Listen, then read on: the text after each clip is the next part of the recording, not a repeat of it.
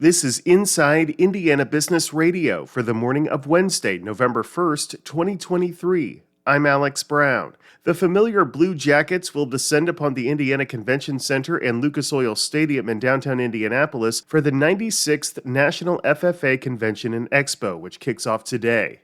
More than 70,000 students, teachers, sponsors, and more are expected for the four-day event, which is also expected to generate $40 million in economic impact. National FFA President Molly Ball. Our footprint is huge. And then we have programs for students that they can sign up for, like days of service. So they'll go into local nonprofits and serve in those local nonprofits all over the city. So to give back in a way, and it also launches their own thoughts on a service project. But also they do career success tours.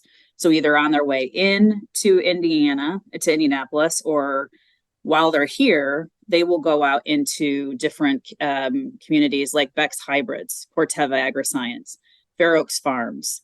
They will go to different organizations and learn more about the career opportunities in the world of science and business of agriculture. The convention follows record membership for the organization, which touts just under 946,000 participants from across more than 9,100 chapters, an 11% year-over-year increase.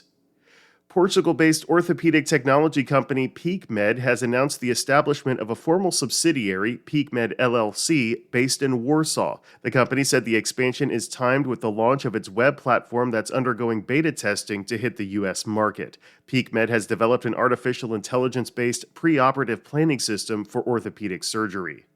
Batesville-based Hillenbrand is remembering Kenneth Camp, the company's first president and CEO. Camp passed away Friday at the age of 78. He became the leader of Hillenbrand after the company was spun off from Hillrom in 2008. However, he had been with the company for a total of 32 years before his retirement in 2013. From the number one source for Indiana business news, this is Inside Indiana Business Radio.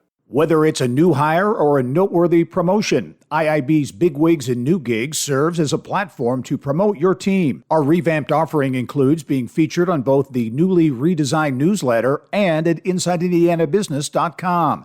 Subscribers to the Business News subscription save $10 off every listing. Plus, you can save $100 by bundling your submission to IIB with the Indianapolis Business Journal or the Indiana Lawyer. More at InsideIndianaBusiness.com. Grants provided by the United Way of Central Indiana over the past 2.5 years have helped support regional not-for-profits that made a $1.52 billion impact on the regional economy, according to a new study. The study, commissioned by the United Way and conducted by the Indiana University Kelley School of Business's Indiana Business Research Center, looked at the grant totals, jobs supported, and contributions to the region's gross domestic product from the beginning of 2020 through the first half of this year. It's the first study that measures the effects of grants given by the organization. Over that period, the organization provided 1,776 grants totaling $135 million to 387 different organizations in Boone, Hamilton, Hancock, Hendricks, Marion, Morgan, and Putnam counties. Researchers estimated those grants supported 800 jobs per year in the region. Those 800 jobs are worth $36 million in annual employee compensation, the study said, creating an average annual impact of $45.1 million on the region's gross domestic product. The study also found that 320 not-for-profits that receive funding from United Way directly employ 7,270 workers and generate an additional 5,780 supporting jobs. The total estimated GDP from those not-for-profits is more than $1.52 billion. United Way CEO Fred Payne said the job estimates are conservative because not all potential jobs were included, such as those created by not-for-profits that include workforce development. Kate Sharon, Inside Indiana Business Radio. A medical device manufacturer in Kosciuszko County will soon be under new ownership. New York-based private equity firm American Securities announced Tuesday that it has reached an agreement to sell Princeton-based Paragon Medical to Amatec Inc. in an all-cash deal valued at $1.9 billion. Paragon Medical manufactures a variety of medical products and components, including orthopedic implants, surgical instrumentation, and single-use disposable devices and assemblies.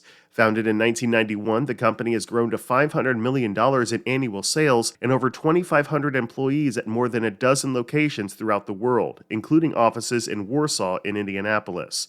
The acquisition remains subject to regulatory approvals and customary closing conditions. A spokesperson for Paragon Medical told Inside Indiana Business the deal is expected to close in the first quarter of 2024.